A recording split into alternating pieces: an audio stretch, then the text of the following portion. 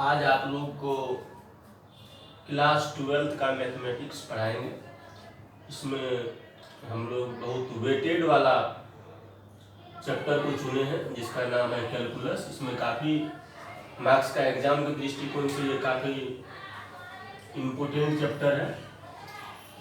इसमें जो है सीबीएसई बोर्ड में इस कैलकुलस चैप्टर से 45 मार्क्स का पूछता है।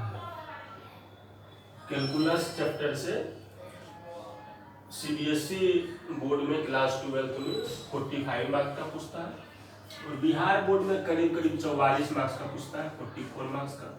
यूपी बोर्ड में भी इसे, और हर एक स्टेट बोर्ड में यही रहता है, 1-2 मार्क्स किसी में बेसी किसी में कम रहता है। तो हम लोग को आज कैलकुलस के बारे में पढ़ना है। ये कैलकुलस के दो प्रकार होते हैं, एक होता है डिफरेंशियल कैलकुलस और दूसरा होता है इंटीग्रल कैलकुलस। ये बिल्कुल नया रहता है, ये आप लोग 10th में नहीं रहता है, 9th में नहीं रहता है, ये आकर के 11th 12 में शुरू होता है। 11th में जो है बेसिक डिफरेंशिएशन पढ़ने के लिए रहता है, लास्ट चैप्टर में लिमिट और डिफरेंशिएशन। ये 11th क्लास में पढ़ना रहता है, लिमिट और डिफरेंशिएशन। लिमिट और डिफरेंशिएशन पढ़ना रहता है 11th क्लास में। 12th में इसी डिफरेंशिएशन को बहुत डीपली पढ़ते हैं हम लोग। 12th में डिफरेंशिएशन को बहुत डेप्थ में पढ़ते हैं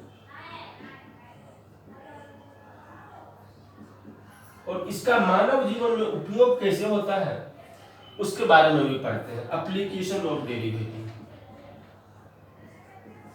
application of derivative 12th class में डिफरेंशिएशन को बहुत डीपली पढ़ते हैं और बड़े बड़े क्वेश्चन करते हैं और इसका उपयोग मानव जीवन में क्या होगा, एप्लीकेशन क्या होगा, उसके बारे में भी पढ़ते हैं। और सेकेंड पार्ट जो है इसका सीधा डिफरेंशिएशन का उल्टा होता है इंटीग्रेशन। डिफरेंशिएशन का उल्टा होता है इंटीग्रेशन। तो इंटीग्रेशन के बारे में भी थोड़ा सा जान लेते हैं। आगे हम लोग को बहुत ज्यादा पढ़ना है, एक बुक ही है इंटीग्रेशन का बहुत बड़ा आप लोग के सिलेबस में। इंटीग्रेशन जो है क्लास 12th में है, सीबीएसई बोर्ड में और हर एक स्टेट बोर्ड में भी है। तो इंटीग्रेशन पढ़ेंगे इसमें, इंटीग्रेशन और एप्लीकेशन ऑफ इंटीग्रेशन,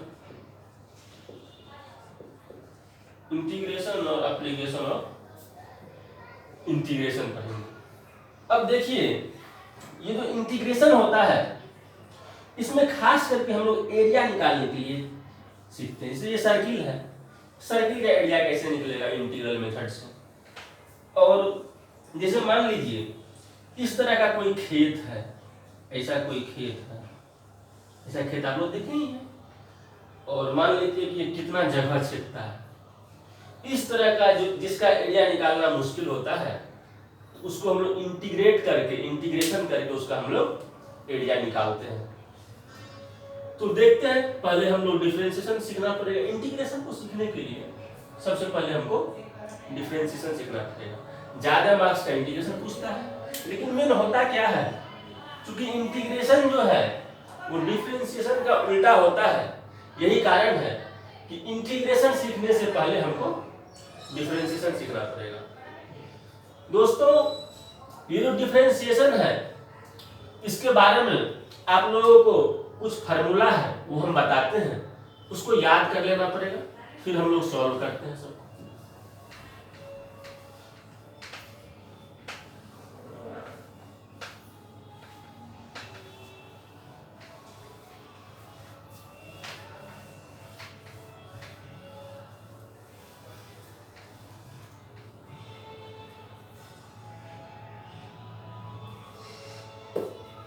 चलिए शुरू करते हैं डिफरेंशिएशन।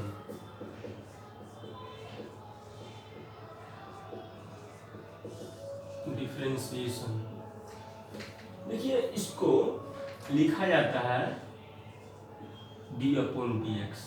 इसको पढ़ते हैं differentiation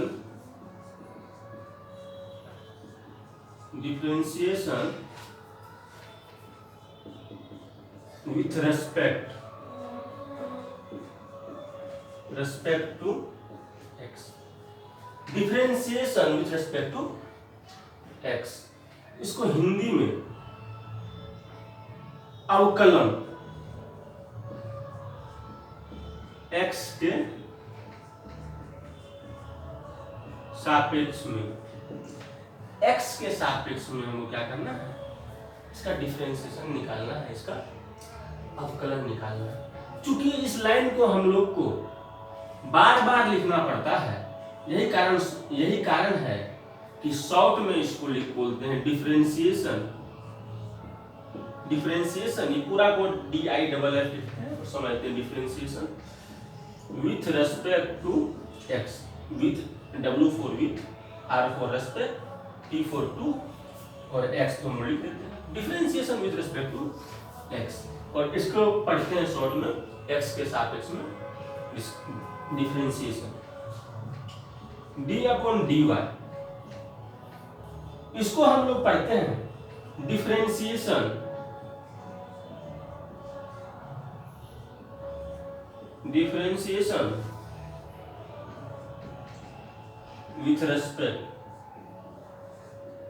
with respect to y, यानी कि y के सापेक्ष में, y के सापेक्ष में, y के सापेक्ष में अवकलन। Differentiation with respect to y, y के सापेक्ष में अवकलन। इसको सिंपली लिखेंगे differentiation with respect to y, y के सापेक्ष में डिफरेंशिएशन। जरा देखिए तो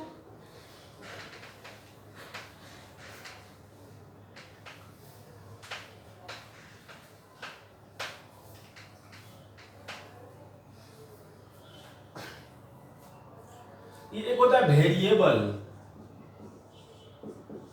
और दूसरा होता है कांस्टेंट। पहले हम लोग एक बार देख लेते हैं वेरिएबल और कांस्टेंट में अंतर क्या है।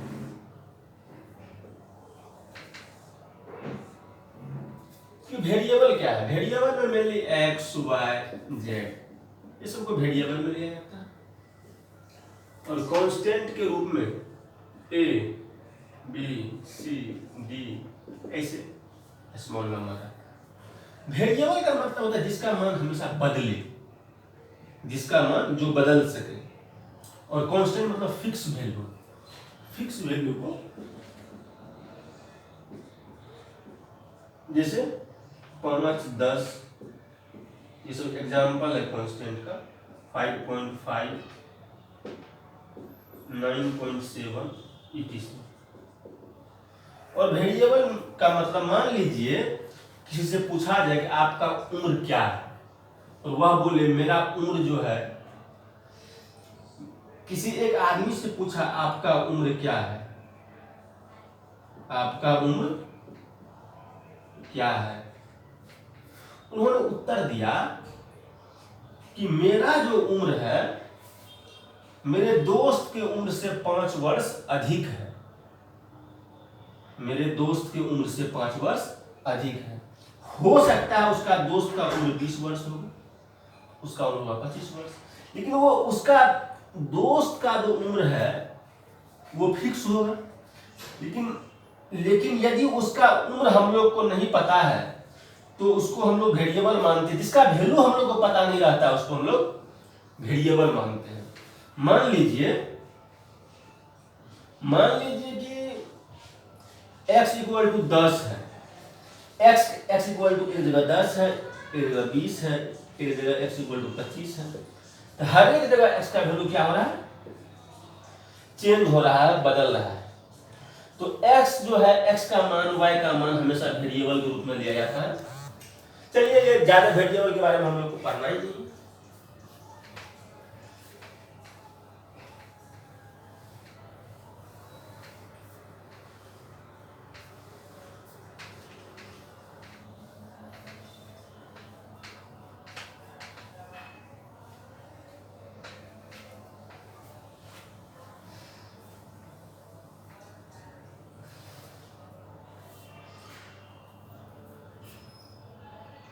ये कुछ फार्मूला है डिफरेंशिएशन से रिलेटेड,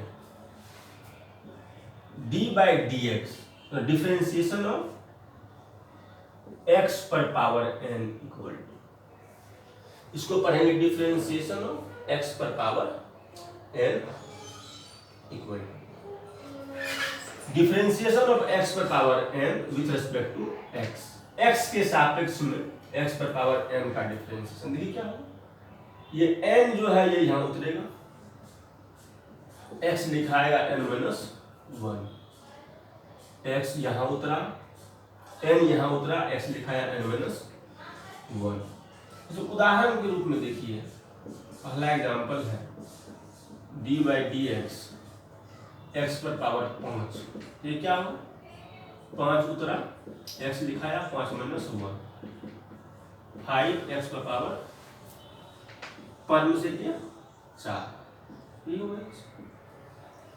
दूसरा एग्जांपल हम लेते हैं D upon d x into x पर पावर 10, ये 10 उतरा, एक्स लिखाया 10 माइनस 1, 10 एक्स पर पावर 9।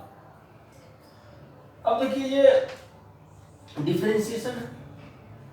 इसी तरह से D upon d x, x पर पावर 25, 25 उतरा, एक्स लिखाया 25 माइनस 1, 25 एक्स पर पावर 24।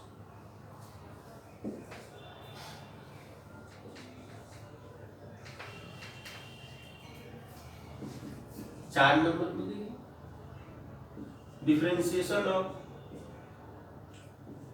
एक्स पर पावर 3/2, देखिए तो 3/2 उतरा, एक्स लिखाया 3/2 माइनस 1, 3/2 एक्स पर पावर 3/2। देखिए तो नीचे कुछ नहीं है तो एक है, 2 1 का एलसीएम 2, 2 से 2 में इसका भिन्न का जो करना है कुछ तो करना नहीं है, देखिए तो क्या आएगा, 1.5 में से गया आधा बचेगा, 3/2 एक्स, 3 में से 2 गया कितना 1, 1/2, 3/2। किसी भी संख्या पर यदि पावर हाफ हो जाए तो उसका मतलब रूट हो जाता है, रूट एक्स। ये 4 एग्जांपल हम बताए, एक और बता देते हैं, चलिए।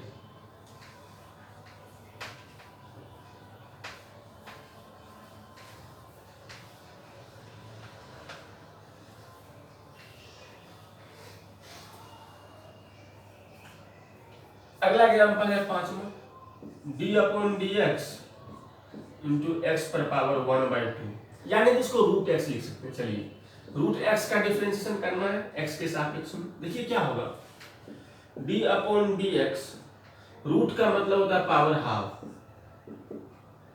तो यहाँ हाफ उतरा, एक्स लिखाया हाफ माइनस 1, जरा देखिए तो क्या होगा, आधा है ना, आधा में से 1 दिया माइनस आधा, एक मिनट इस पावर को निगेटिव में नीचे कर लीजिए, 1/x पावर 1/2। थोड़ा सा ध्यान से देखिएगा, ये इसको लिख सकते हैं root under x, 1/2 root x. मतलब बहुत बार एग्जाम में पूछा गया है d upon d x into root x, root x का डिफरेंशिएशन होता है 1/2 रूट एक्स। ये बहुत बार हिसाब में आएगा, या आप लोग को धीरे धीरे याद ही हो जाएगा, याद करने का जरूरत है नहीं। इस तरह से बहुत बहुत इंपॉर्टेंट है।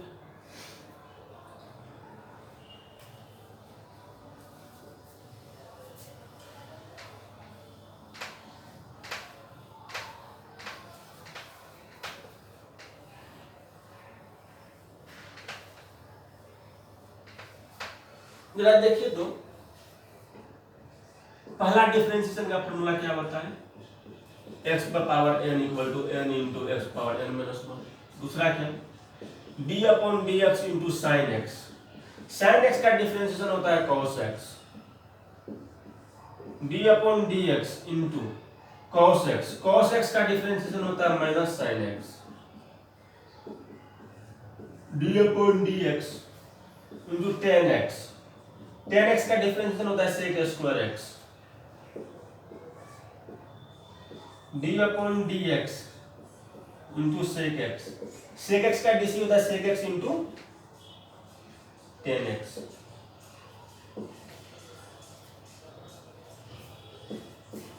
sin x cos x tan x sin cos tan cot। cot x का डिफरेंशिएशन होता है cosec x। cot x का डिफरेंशिएशन होता है minus cosec square x। 7 cosec x का डीसी होता है minus cosec x into cot x। एक बार आप लोग फिर से इसको बार बार याद करना है, जैसे ये सारा फार्मूला हमको याद है वैसे आज के बाद से आप लोग को याद करना हो, तभी बन पाएगा, नहीं तो फिर काम चलेगा नहीं। x पर पावर n का डीसी क्या, n x पर power n minus one. sin x का डिफरेंशियल क्या, cos x का minus sin x। tan x का DC sec square x, sec x का sec x into tan x। cot x का differential minus cosec square x, cosec x का minus cosec x into cot x। अब देखिए जरा, ये सारा differentiation का फार्मूला बेसिक है और इसको आप लोग को बहुत बार पढ़ना पड़ेगा, बहुत बार कॉपी पे लिखना पड़ेगा, तब ये दिमाग में आएगा और हिसाब बनाते बनाते सारा याद हो जाएगा। चलिए, इस फार्मूला के बाद हम लोग एक रूल है चैन रूल, उसके बारे में देखते हैं। चैन रूल क्या है और चैन रूल पर सवाल जो है बहुत आसानी से बन जाता है, तो हम लोग जरा चैन रूल को देखते हैं। चैन रूल क्या है,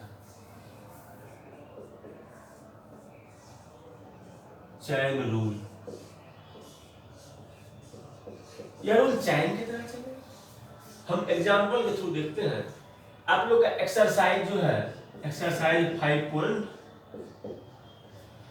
एक्सरसाइज है आप लोग का 5.3, एनसीईआरटी का 5.3।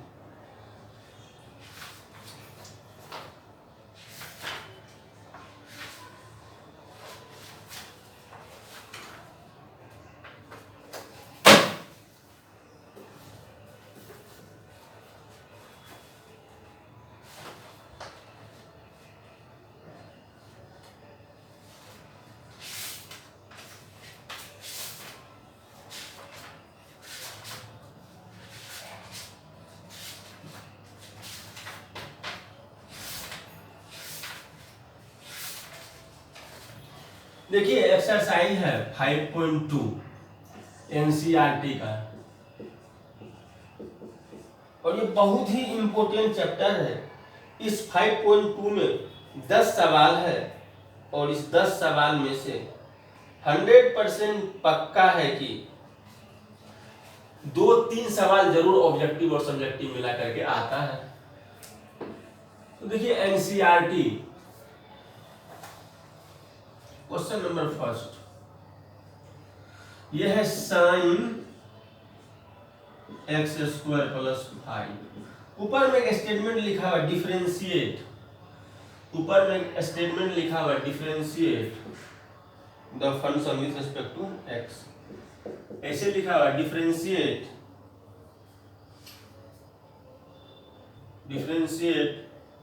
द फंक्शंस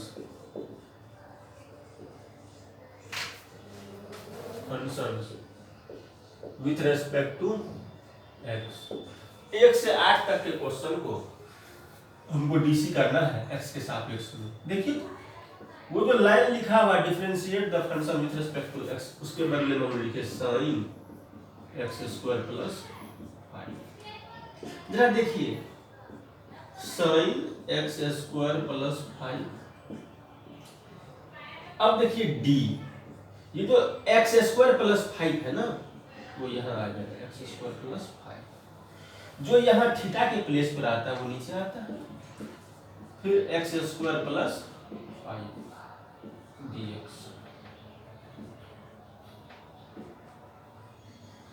अब देखिए, साइन एक्स का डीसी क्या बताया आप लोग को, अभी बताया है, आप लोग को भूलना नहीं है, याद रखना है। साइन एक्स का डीसी क्या बताया है, cos x, मतलब differentiation of sin x with respect to x equal to cos x। तो sin x का डीसी क्या cos x की जगह पर इतना सारा है कि पूरा आएगा एक्स स्क्वायर प्लस, अब देखिए एक्स स्क्वायर का डीसी क्या, दोनों को अलग अलग कर दीजिए, d by d x upon x into d by d x to 5। जरा देखिए तो cos एक्स स्क्वायर प्लस 5, ये देखिए एक्स स्क्वायर का डीसी क्या, 2 उतरा एक्स 2 माइनस 1, 5 कांस्टेंट है, कांस्टेंट का डीसी 0। और इस तरह से हम लोग देखिए क्या सीखे, cos एक्स स्क्वायर प्लस 5, देखिए तो 2x 2 में से गया 1, 2x प्लस 0 मतलब 2x into cos x square plus 5, ये हो गया differentiation of sine x square plus 5 का डीसी। ये पहला क्वेश्चन है, आप लोग देखिए जरूर समझ में आ जाएगा, बहुत आसान है, कोई कुछ इसमें है नहीं जाएगा। दूसरा देखिए सेकेंड क्वेश्चन,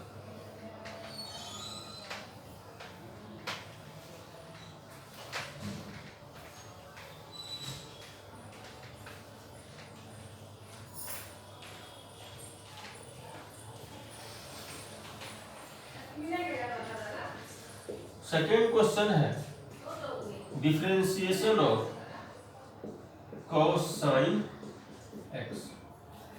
देखिए तो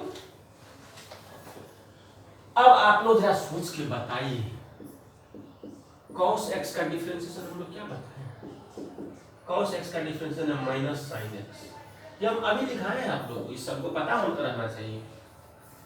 cos x का डिफरेंशिएशन माइनस sin x, जरा देखिए तो cos sin x, cos के बाद क्या है sin x, तो cos के बाद जो है ना उसको नीचे लिखना है, cos x यहाँ लिखे ना, गुना भी करना है, d cos x by dx। अब देखिए ये दोनों कटेगा तो ऊपर वाला ही आ जाएगा, cos x का DC minus sin x, x क्या है ये पूरा sin x, cos x का DC minus sin x, mistake हुआ इसमें,